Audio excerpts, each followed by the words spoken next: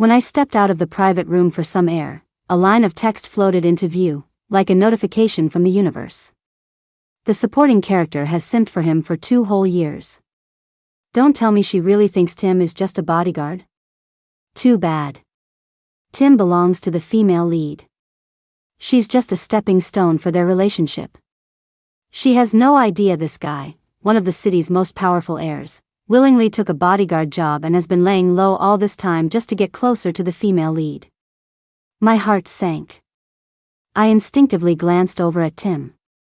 The man who was usually so cool and distant was now staring at that beaming smile, his eyes full of adoration. I laughed, typed out a message, and sent it to my dad's phone. "Dad, I'll do it. I'll marry in the imposter's place." My dad was floored when he saw my reply. He was overjoyed, practically in tears as he rushed out of the private room in just a few steps. "What did you say? Christina, are you really willing to marry into the Kane family for your sister? You have to know." He trailed off. I knew what he meant. I was agreeing to marry a man in a coma. He quickly changed his tune, "But this marriage was originally yours anyway. It's just being returned to its rightful owner." Looking at my own father, I asked with a cold smile, "What do you mean, returned to its rightful owner? If the Kane heir hadn't ended up in a coma, would you still be letting me go through with this marriage alliance? And she's not my sister. She's an imposter." My dad frowned. "Christina, I don't want you calling your sister that. Even if she's not our biological daughter, she's lived with us for 20 years. Besides, it wasn't her fault she was switched at birth. Can't you just be the bigger person?" Even though I'd heard it a million times, the words still cut like a knife. "So, it's my fault?" I asked. The impatience on his face was palpable. "Christina, can we please just drop this?" I gently wiped a tear from the corner of my eye and nodded. "Fine. Then let's talk about the marriage. I'll agree to it, but on one condition." "What condition?" he asked eagerly. "I want half of the family fortune." He was stunned. "What? Half?" I gave a small smile. "That's right, you heard me. Half. If you don't agree, then the deal's off. I'd rather die than marry into the Kane family for her." My dad gritted his teeth. "Fine. I agree. The truth is, this engagement was originally between me and the Kane heir. But after I was brought back to the family, even with the title of a sure family daughter, I wasn't exactly welcomed with open arms. They much preferred Amber, the girl they had raised, over their actual daughter. As soon as I came home, they couldn't wait to announce that the engagement belonged to Amber, a clear warning to me not to get any ideas. Unfortunately for them, an accident a month ago left the Kane heir in a vegetative state. With the wedding just a week away, they suddenly remembered me, the real heiress, and decided I was the solution to their problem. Maybe it was a flicker of guilt. As I turned to leave, my dad called out to me again. "Christina, I know you and Amber both like that bodyguard. This time, I'll pull some strings and make him yours." I paused for a second but didn't answer, just turned and walked away. Yes, I used to like him. But not anymore. It was late when they all got back. Hearing the noise, I instinctively went to the window and looked out. Amber was clearly drunk, and Tim was carrying her in his arms. He held her so gently, nothing like when he was with me, all cold eyes and keeping his distance. Even from this far away, I could feel the heat in his gaze as it rested on her. He wasn't the cold, hard stone everyone said he was. He just didn't love me. Falling for Tim was as easy as breathing. 2 years ago, when my family brought me back from the countryside, I was an outcast. They found me crude and unrefined, not nearly as presentable as the meticulously raised Amber. Amber herself never missed a chance to show off in front of me, calling me a country bumpkin. Because of their neglect, even the household staff, egged on by Amber, felt they could mistreat me. It wasn't until Tim came to work as a bodyguard that I finally escaped all the blatant scheming. He disciplined the staff for me and told me I could act like the lady of the house, make an example out of someone to scare the rest. Back then, he wasn't just tall and distinguished, his face alone made my heart skip a beat. Especially the way he protected me, it was like he was a god descending from the heavens to save me from hell. From that day on, I begged my dad to make him my personal bodyguard.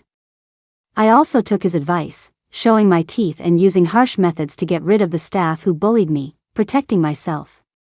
On top of that, I tried everything to please him. I deliberately create mini-crises just so he could rescue me.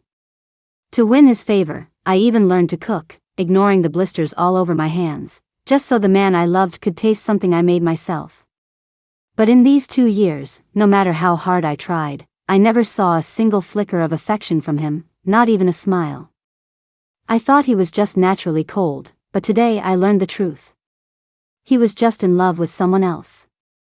As I was lost in thought, I heard a phone vibrating outside my door. Then came Tim's hushed voice. Her.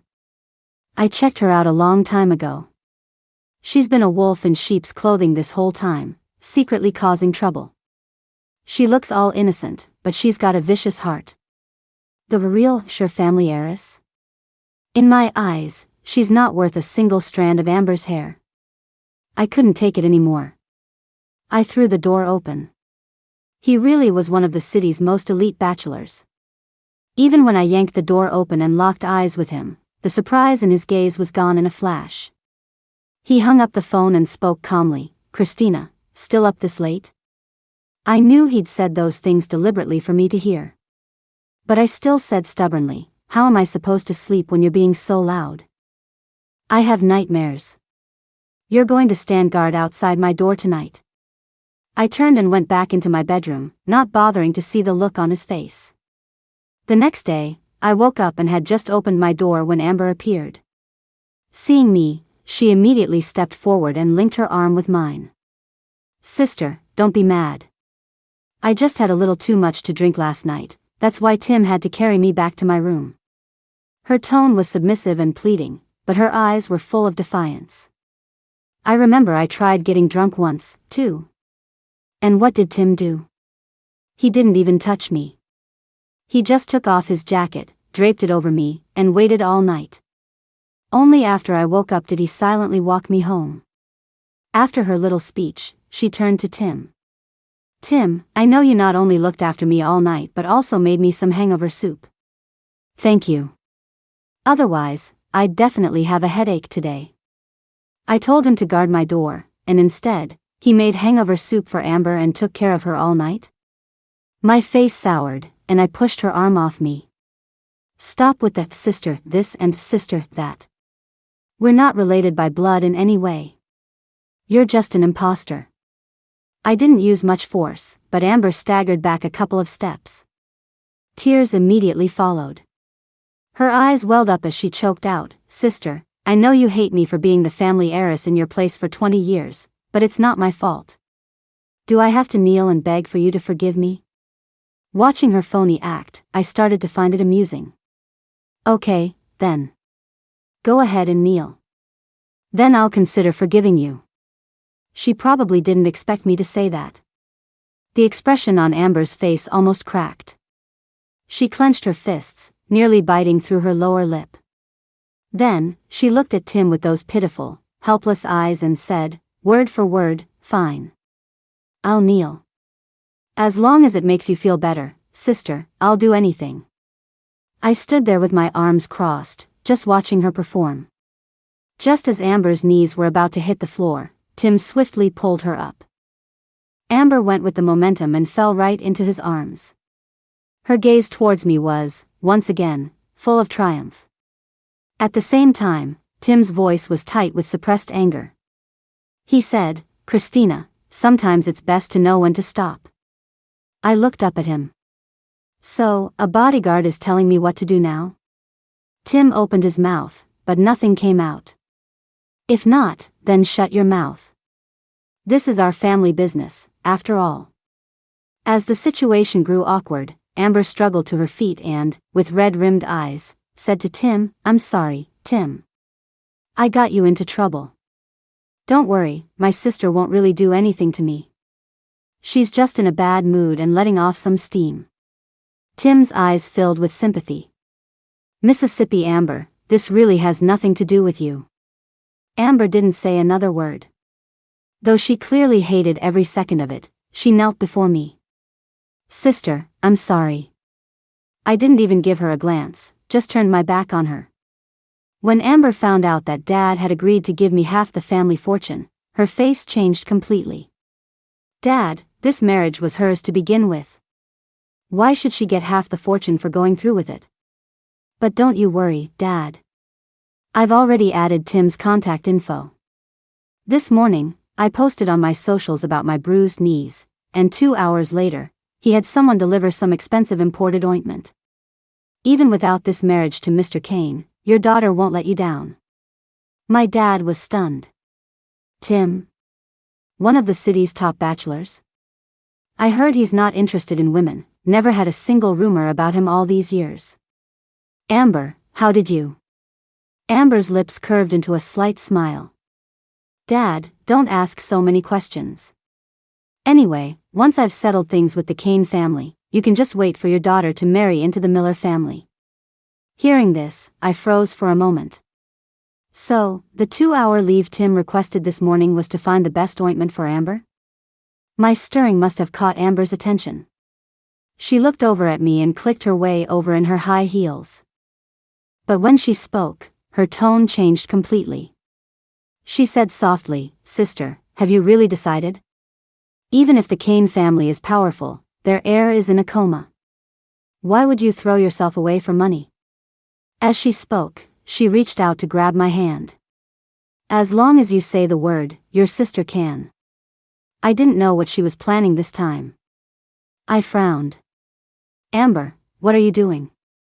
The moment I finished speaking, Amber smirked at me, then slapped herself hard across the face and collapsed to the ground. Sister, why did you hit me? I just don't want to see you jump into a fire pit for money. I stared in disbelief as Tim rushed forward and helped Amber up. Christina, you've really gone too far. I almost laughed out of sheer anger. Looking at Amber, nestled in Tim's arms with a mocking look in her eyes, I asked, So, you think I hit her? Tim's entire demeanor turned cold. What else could it be? He said icily. I slapped Amber hard across the face. See that? That's what it looks like when I hit someone.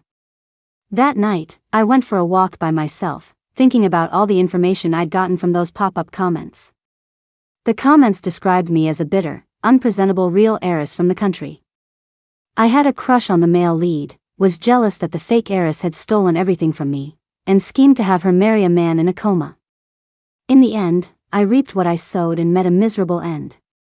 So, quietly marrying into the Kane family and being the wife of a man in a coma was my only chance to break out of the story's plot and escape my fate. Besides, the Kane family was rich and he was the only son. Being the wife of a man in a coma was better than staying in my family's toxic house. With that thought, the last bit of resentment in my heart vanished. But just as I was about to head home, a black car pulled up slowly beside me. The moment the door opened, a man in black pressed a handkerchief over my mouth and nose. Before I could even think, everything went black, and I passed out. When I woke up, I was blindfolded, gagged, and tied up. Just as I thought I'd been kidnapped, I heard footsteps approaching. The person pulled me up and ordered me to stand still. Confused, I did as I was told. But as soon as I stood straight, a wooden stick struck the back of my knees. The unexpected blow forced me to kneel hard on the ground. The impact of my knees hitting the floor was so painful tears streamed down my face. But they weren't satisfied. They yanked me up again, and another blow landed on the back of my knees. It felt like my kneecaps had been shattered. The pain was unbearable. I couldn't scream, only whimper. This was repeated 3 times before a low, familiar voice stopped it. The pain made it impossible to think, to place who the familiar voice belonged to. I thought the abuse was over, but then the voice said one more word. Slap her. Heavy slaps rained down on my face. The burning pain spread from my face to my entire body. At first, it was agonizing, but eventually, it just went numb. They must have slapped me 100 times before I finally passed out. I had a dream that I was back in that shabby, run-down life in the countryside. Back then, I didn't know I was the real heiress who had been switched at birth. I only knew that my mother didn't like me. Every day was filled with endless chores and endless beatings. No matter how hard I worked or how well behaved I tried to be, I could never please her. She called me a useless mouth to feed, a little bastard, a seductress. She wouldn't even give me a name. The only time she was ever happy was when she was drunk, holding my hand and rambling. She'd say that thanks to me, her daughter could live a good life, a life of privilege. She said that once her daughter inherited the family fortune, she would bring her to the city to live a life of luxury too. And me, this worthless child, would be left to rot in the mud forever. That's when I found out. I wasn't her real daughter. I was the real heiress she had swapped at birth. I pretended not to know, secretly gathered information, and holding on to that hope, I finally found my biological parents when I was 16. But when they were faced with their timid, scared, and grimy biological daughter, they fell silent. My mother even hugged Amber and cried, asking what she was supposed to do with her now. The look in their eyes wasn't the joy of finding what was lost, but only fear. Later, they gave my adoptive mother a sum of money and told her to keep sending me to school and to treat me well. They also said that if Amber could accept me, they would bring me home. But all I got was a second wave of disappointment. When I woke from the nightmare, I was already lying in my room. If it weren't for the burning pain in my face and knees, would have thought last night was just a bad dream. Seeing me awake, Amber couldn't help but let out a cackle. Do you have any idea how ugly you look right now? How does it feel to be slapped around? I didn't answer, just glared at her furiously. The injury to my knees kept me confined to the bed. After her taunt, Amber pulled out a mirror and held it up to my face. Look at yourself. You look like a giant pig's head. How can you still call yourself the #1 beauty in the city? If your crush, Tim, saw you like this, he'd probably puke. I looked at myself in the mirror. She was right. I was ugly. The face I used to be so proud of was swollen like a steamed bun. My eyes were just slits because of the swelling. Amber laughed louder and louder, and my fists clenched tighter and tighter. Still not satisfied, she grabbed my chin. Christina, I told you before. Even if you're the real heiress, you can't beat me. Not only are you marrying a half-dead cripple, but the bodyguard you like is my lapdog. Oh, by the way, you probably think you were kidnapped, right? Let me tell you, it was actually Mr. Kane. He saw my social media post and decided to teach you a lesson for me. I looked up at her and saw the dense wall of comments filling the air. The male lead is so dominant. What a doting husband. OMG, the evil supporting character made the female lead kneel once, so he made her kneel 3 times. She slapped the female lead once, so he had someone slap her 100 times in return. Ah, the male lead is so in love. I remembered. That familiar voice was indeed Tim's. I was filled with so much hate. Hate that I was blind enough to fall in love with someone like him. For the next 3 days, I rested in bed. My dad hired the best private doctor to treat my injuries. It wasn't because he cared so much about me, his daughter, but because my wedding to Mr. Kane was in 5 days. Apparently, the Kane family was planning a huge affair, and my dad didn't want me showing up in front of the media looking like this. I don't know if the doctor was a miracle worker, but the swelling on my face went down in just 3 days. Even my knees were mostly healed, and I could walk again. There were still some bruises on my face. My mom came to see me and said they should fade by the wedding day. A thick layer of foundation should hide whatever was left. Seeing how casually they were treating it, I couldn't help but ask, Mom, I was attacked and beaten this badly. Shouldn't you and Dad be investigating? Hearing my words, my dad started yelling. Investigate? If you hadn't done something you shouldn't have behind our backs, would you have pissed someone off enough for them to be this vicious? You need to hold up your end of the deal. You can't mess up this marriage. Stay home until the wedding. Don't go anywhere. Looking at them, I asked the question that had been weighing on my heart one last time. Dad, Mom, have you ever, even for a second, thought of me as your real daughter? My mom's eyes darted away, looking to my dad. Finally, she gave a half-hearted answer. What are you thinking, dear? Both you and Amber are our precious daughters. After my parents left, Amber didn't forget to come by and gloat. You know, while you were laid up in bed these past few days, Tim has been even more of a simp than before. I casually mentioned a dish I like, and he immediately went to the kitchen to cook it for me. All that food and drink he's been bringing you? They were all my rejected practice runs. And Tim? I have a feeling he's about to confess his love for me. I posted on my socials that I wanted to see tulips from Holland, and he immediately had them air freighted over. I said I was craving French escargot and foie gras, and for lunch, a helicopter delivered fresh ingredients straight from France. I couldn't hear whatever else she said after that. The thought of the meals Tim had brought me these past few days made me rush to the bathroom and dry heave. She was right. They were all rejected experiments. With one day left until the wedding, I found Tim. Starting today, you don't have to follow me around anymore. Tim was taken aback, frowning. Why? I let out a small laugh. Isn't this what you wanted? Why even ask? Tim, maybe I used to like you a lot, but I don't anymore. I've already told my dad. From now on, you're Amber's personal bodyguard. Maybe it was my imagination, but I thought I saw a flicker of sadness on Tim's face. But it was quickly replaced by joy. Thank you, Christina, he said. The moment he said it, his gaze shifted to the main gate. Before I could figure out what was happening, a car came speeding straight for Amber. Tim moved in a flash, pushing Amber out of the way just as the car hit him, sending him flying. I stood there, stunned, but then a sense of calm washed over me. He loved Amber. It wasn't surprising that he would give his life for her. Perhaps Tim was just lucky, because the car accident didn't cause any major injuries. Other than a mild concussion, he only had a broken leg. When Amber went to his room to visit him, she was crying her eyes out. Tim, you scared me to death. Do you know you could have died? You're supposed to be my sister's bodyguard. Why do you keep doing so much for me? Tim looked at Amber, his eyes filled with a deep affection, and the tips of his ears began to turn red. His Adam's apple bobbed as he said in a low voice, Amber, actually Amber's phone rang at that exact moment, cutting Tim off. Sorry, Tim, I have to take this call. I'll be right back to stay with you.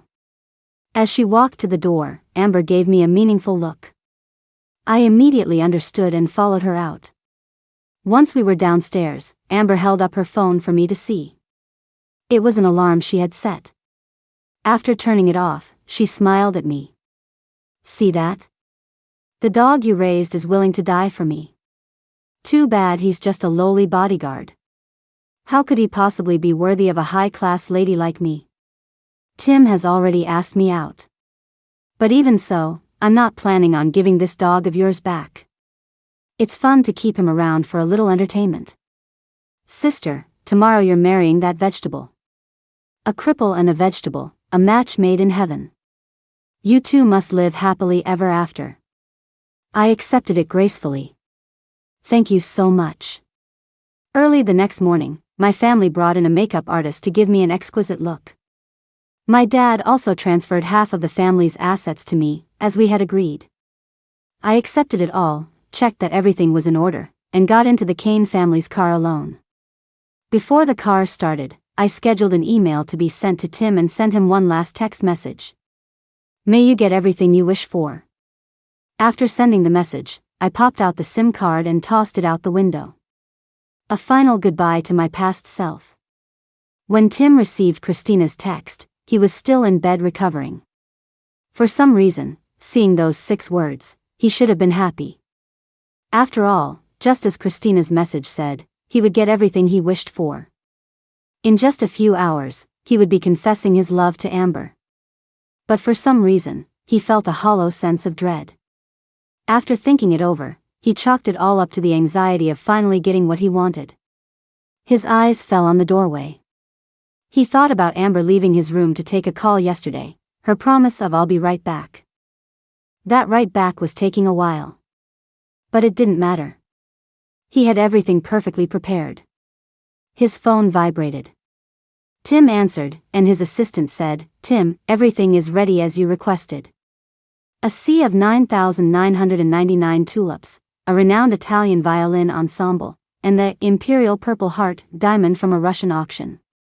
Shall we come pick you up from the residence now?" Tim agreed, hung up, and hobbled to the main gate on his crutches. The timing was perfect.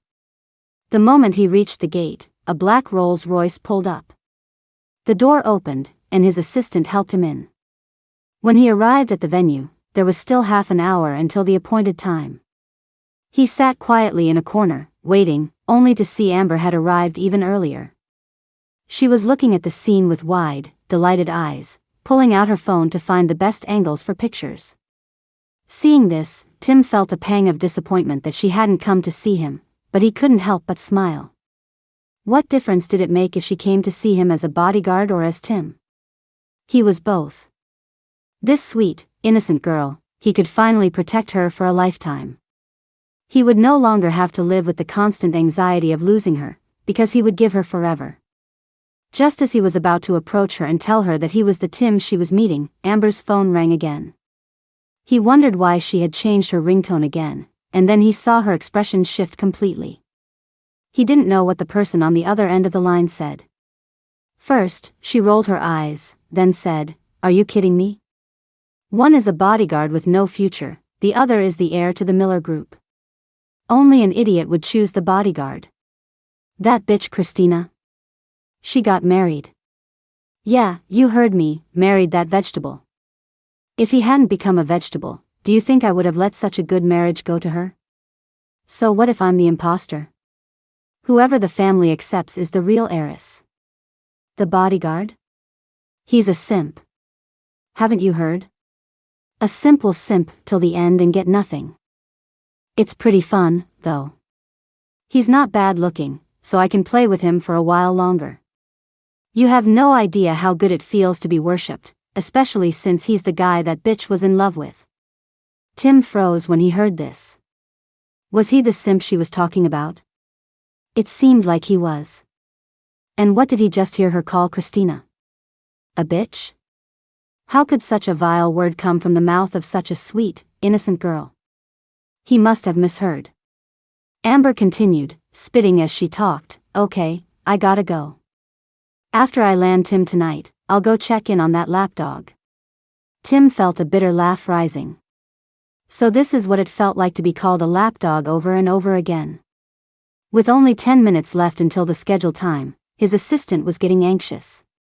"Tim, shall we begin now?" The violin ensemble was already on the plaza, waiting for the signal to start playing. The beautiful setup had already attracted a crowd of onlookers. Tim suddenly said, "Cancel it." The assistant was shocked. "Tim, cancel it?" Tim felt an inexplicable wave of irritation. "I said cancel it, didn't you hear me? And see if there are any couples around taking wedding photos. Give them the venue for free." "Yes, Tim," the assistant replied. Amber waited, fantasizing about meeting the real Tim, imagining him confessing his love to her in front of everyone. But just as the appointed time was about to arrive, she received a message. "Apologies, Christina. Something has come up today. We'll have to reschedule." The smile on Amber's face froze. She couldn't believe what she was seeing. Her heart sank to the bottom when a newlywed couple and their photographer walked into the tulip-filled venue to take wedding photos. Still, she replied politely, "Okay, no problem. Please feel free to contact me whenever you're free, Tim." But as she walked away, Amber couldn't stop herself from throwing her phone violently onto the ground. From a distance, Tim watched this and fell silent again. He just couldn't reconcile the face, twisted in rage, with the sweet, innocent girl he thought he knew. Just then, his assistant spoke up again. "Tim, you've received an email." What email? Tim asked coolly. The assistant looked uneasy. Well, I think it's better if you see for yourself. I wasn't sure what I was feeling. It wasn't until the maids dressed me in a wedding gown studded with tiny diamonds and led me into the estate's chapel that I realized I was really marrying the Kane heir. The thought of a man in a coma getting married was absurd. It would probably just be me, standing there alone. A small smile touched my lips. It was fine, really. I had already anticipated this outcome. More importantly, in the short 10 minutes I'd spent with them, the Kane family seemed nice. Mrs. Kane was gentle and kind, and while Mr. Kane looked stern, he felt warm and approachable. I thought, even if their son is in a coma, being their daughter-in-law probably wouldn't be so bad. I was still lost in thought when a burst of applause erupted around me. Pulled back to reality, I saw a handsome man in a white suit, sitting in a wheelchair. He looked at me with a gentle gaze that seemed strangely familiar. It wasn't until he was right in front of me that I realized why. That tender, loving look, it was the same way Tim looked at Amber. Wait, who was this? In no time, the man in the wheelchair was before me. He slowly stood up, extended a hand, and said in a low, gentle voice, Christina, I'm Larry Kane. For the rest of our lives, I'm in your care. So, he wasn't in a coma? With that question hanging in my mind, we began the ceremony. Just as we were about to exchange rings, Larry Kane gently pulled me into a hug. Christina, you must be my lucky star. Today is our wedding day, and it's also the day I woke up from my coma. I wanted to say that he was my lucky star, too. If he had woken up even a day earlier, I wouldn't have been able to escape that prison. Just as I reached out my hand for the ring he was about to place on my finger, the main doors of the chapel burst open. Tim, limping on his one good leg, stood in the doorway. He looked at me, his eyes bloodshot, and said in a hoarse voice, word by word, don't marry him. I object. Christina, you love me. How can you marry someone else? The pop-up comments, which had been absent for a while, flooded the screen. What's going on? Aren't the main characters supposed to be all lovey-dovey after the villainess marries the man in the coma? Why is the male lead chasing the supporting character now? Dude above, open your eyes and see who the real villainess is. Whatever, I ship the main couple, and I also ship the, not villainess, the supporting female lead and the second male lead. I ignored the comments as the chapel erupted in chaos. Tim's sudden appearance had caught even the security guards off guard. He quickly reached me and grabbed my hand. Christina, I saw the email you sent me. Amber lied to me. She's not the one I was looking for. She deceived me. Please, come with me, okay? The email I sent him wasn't anything dramatic. I just sent him the medical report from when my adoptive mother abused me. That was it. It was he who, after seeing it, started to doubt Amber, had his assistant investigate the past, and then went back to the house as a bodyguard to pull the security footage. He and a few others spent hours going through all the old surveillance tapes, seeing scene after scene that horrified him. Sometimes it was Amber, when no one was home, insulting and hitting me. Other times it was Amber ordering the staff to give me spoiled food or cut up my dresses. And of course, there was the scene where my family forced me to marry a man in a coma. In short, it was nothing like the story Amber had fed him, where I, the real heiress, was making her, the poor little victim, miserable. Christina, did you know? I actually knew you a long time ago. I'm not the sole heir of the Miller family either. I was also brought back from the outside. Back then, my classmates were bullying and beating me, and you were the one who rushed out with a broom to save me. But my eyes were swollen shut, I couldn't see your face clearly. All I knew was that you were a Christina, and I heard them calling you an imposter, so I assumed the one who saved me was Amber. I joined the household to find you, but I found the wrong person and believed everything Amber told me. I gave a small, faint smile. So I was the one who saved him back then. That was before I was officially brought back to the family, when they had just brought me to the city for school. Amber hated me, terrified of losing her status as the family's young lady. So she told all her classmates that I was a fake, an imposter. So her circle of friends, to stand up for the real heiress, made my life hell, calling me an imposter. That's all in the past, I said. Besides, even if it wasn't you, if it was any stray dog being bullied, would have stepped in. A look of pure shock crossed Tim's face. But didn't you always? I said that was the past. Now, I am Larry Kane's wife. Larry, who had respectfully let me finish speaking with Tim, finally spoke up. Tim, did you not hear my wife? If you're here to wish us well, I can overlook this. But if you're here to cause trouble. His eyes instantly turned icy. Then don't blame me for being rude. I thought that after the drama at the wedding, Tim would finally give up. But the very next day, I heard the news that the family had gone bankrupt. The reports showed that the remaining half of the family's assets had been completely swallowed up by the Miller Group. As for the family's precious daughter, she had been given to an old man, even older than her own father, to settle a debt. But just a few hours later, scandalous stories about Amber flooded the internet. Videos showed a very promiscuous Amber, who had already had countless boyfriends at a young age. Furthermore, unsatisfied with her family's modest status, the girl who appeared so pure and innocent in public was secretly mingling with various high society figures. Unfortunately, coming from a minor family, the rich kids wanted nothing to do with her. She tried every trick to get in with them, but could only hang around with old men who could have been her uncle or even her grandfather. In the private videos, she sat on these old men's laps, draped her arms around them, fed them wine mouth to mouth, and let their roving hands wander all over her body. The exposé was jaw-dropping. The old man who had taken her as debt payment now felt he'd gotten a bad deal. After thoroughly humiliating Amber, he passed her on to someone else. Just like that, she became the laughingstock of the entire city, a disgrace to the family. The reason I knew all this was because Tim told me. Like a madman, he held a dagger to his own throat and forced his way into the Kane estate. If you don't let me see Christina, I'll die right here in front of you. Seeing this lunatic standing before me, I couldn't stop myself from slapping him hard across the face. But he just smiled. Christina, did you see? I dug up all of Amber's dirty secrets. She deserves to live in the gutter. Oh, and that adoptive mother who abused you? She's about to be released from prison soon. A human trafficker, what right does she have to get out? So I had someone take care of her.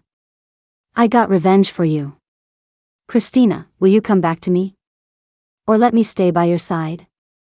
Even if I have to live in the shadows forever. Look, I made you this food. It's your favorite. As he spoke, he ordered his assistant to bring over a plate. It was a beautifully presented dish of escargot. I glanced at it coolly. Have you forgotten? I grew up poor in the countryside. I don't like fancy things like this. The person who likes this is Amber. Since you learned to cook for her, you should go make it for her. His face turned pale. I continued, if I remember correctly, your leg was injured because of her, wasn't it? And my favorite flowers aren't tulips. My legs were almost crippled by you, my face was slapped 100 times by you and almost ruined. And most importantly, I don't love you. Tim stared at me, stunned, and muttered, how did you know? I'm sorry, I'm so sorry. I deserve to die. As he spoke, he slapped himself hard across the face, again and again, a full 100 times before he stopped. Then he took the dagger and plunged it into his uninjured leg. See? I've paid for the suffering you endured, he said, tears streaming down his face. The person you love is me, and the person I love is you. Christina, I love you. Please, give me a chance, okay? Promise me you'll leave with me. Without you, my life is a living hell. He said this, once again pressing the dagger to his own throat. I felt no pity, no fear. You don't love me. You just hate that Amber lied to you. If she hadn't deceived you, you'd still be in love with her. You love yourself more than anyone. Listen carefully. Whether you live or die has nothing to do with me. Even if you died right here in front of me, I wouldn't face any legal charges, and I wouldn't shed a single tear. In fact, it would only make me hate you more. The dagger clattered to the floor. The guards rushed forward in unison, pinning Tim to the ground. At Larry's command, they dragged him out. Peace returned to the Kane estate. Larry comforted me, "Don't worry, I've already contacted Tim Sr. It's time for him to clean up the mess his son has made." 6 months later, I was pregnant. My father-in-law and mother-in-law treated me even better. They already saw me as their lucky star, and now they treated me as their own daughter. Just when I thought I would live out a simple, happy life, I was helping Larry organize his study and accidentally knocked over a diary. A photo slipped out from between the pages. In it, a girl in plain clothes was smiling radiantly, looking off into the distance. The young face was unmistakably mine. On the back of the photo, a poem was written. You stand on the bridge watching the scenery. The scenery watcher on the balcony watches you. The bright moon adorns your window. You adorn someone else's dream. Beyond that, every single page of the diary was filled with thoughts of me. One entry was from the day he supposedly went into a coma. I always thought I was going to marry her.